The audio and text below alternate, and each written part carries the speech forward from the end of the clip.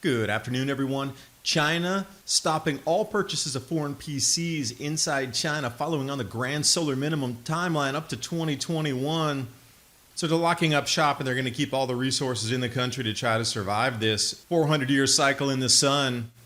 When billionaires stop spending on their mega yachts, you know a contraction's around the corner. Higher food prices and less of an economy, not a good mix.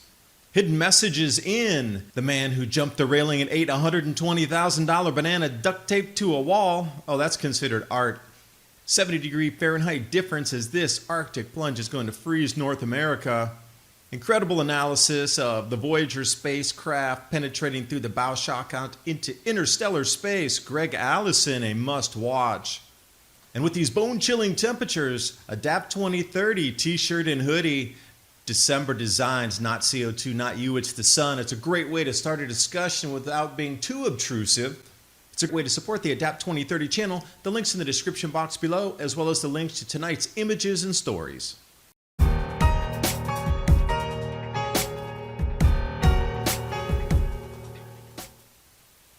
Beijing ordering all government offices and public companies to replace foreign PCs and software. Well, the Chinese market isn't yet mature enough, so they're still going to need to rely on foreign PCs and software in their offices.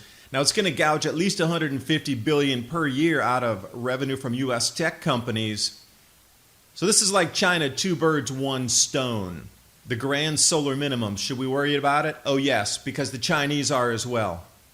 Look at the timelines for this implementation of the switch of the software. 2020 and 2021.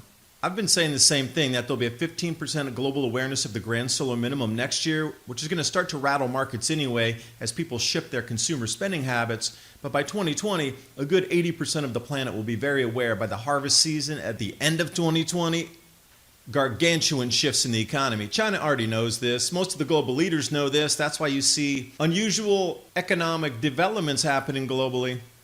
But one thing they mentioned in the article is the cut of supply lines, the break in this supply chain.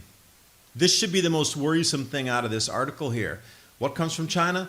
And again, they're locking it up because every Grand Solar Minimum, China collapses. So if you were China's government, would you continue to export things that you would need inside your own country for your own people to try to survive this Grand Solar Minimum? I would absolutely not, and I would have to create an excuse for it. And this is yet another. Hong Kong, and now this full-on lockup. Oh, 3, the trade war. So you see it's already happening. Everybody's circling the wagons to keep their resources inside their own home nations because they're going to need it.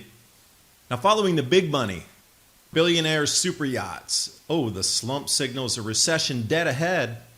And I didn't realize as this industry is truly the canary in the coal mine for how the global economy is going to move in the future. It seems to always peg some kind of economic turn point when this big mega spending slows down. And when I say mega spending, I am talking $100 or $200 million mega yachts. The ultra wealthy play toys.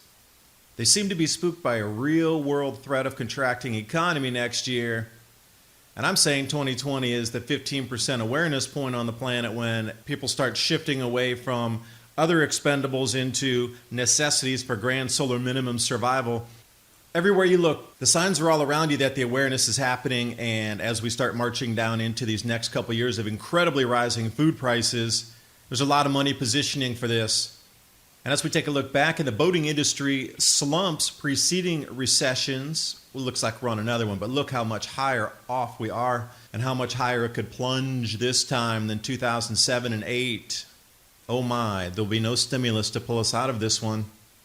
And another thing I found quite interesting, Ted Marchildon sent me this and said, hey, do you think this is a sign of subliminally telling us that food prices are going to go to the uber, to the ultra extreme, where one banana is $120,000? Maybe it's deflated money. Who knows? This is such an obscure story here. This guy at Art Basel jumps the barricade, runs over, tears the banana off the wall, and then eats it in front of everybody as a performance artist. Now get this. This ridiculous piece of artwork sold for $120,000 US. I think it's a subliminal plant to show your food prices are increasing. I'm wondering what you think it's all about. And coming up through the second week of December, look at the chilly temperatures, 15 degrees Fahrenheit below zero.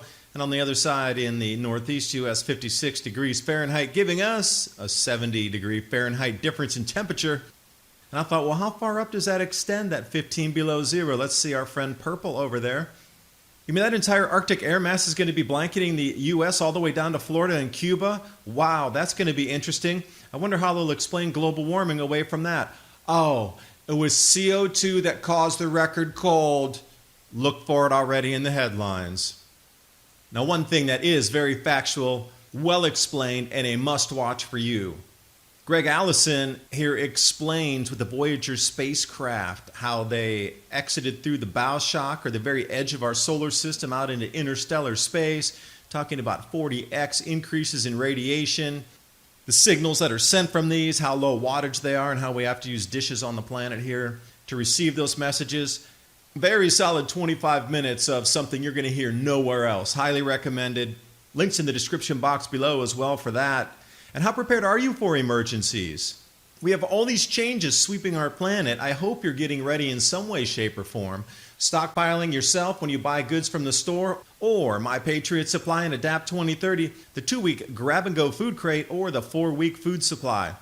Another way to support the channel as we're moving through tumultuous times. The link's in the description box below, along with the Adapt 2030 merch, and I will see you next video.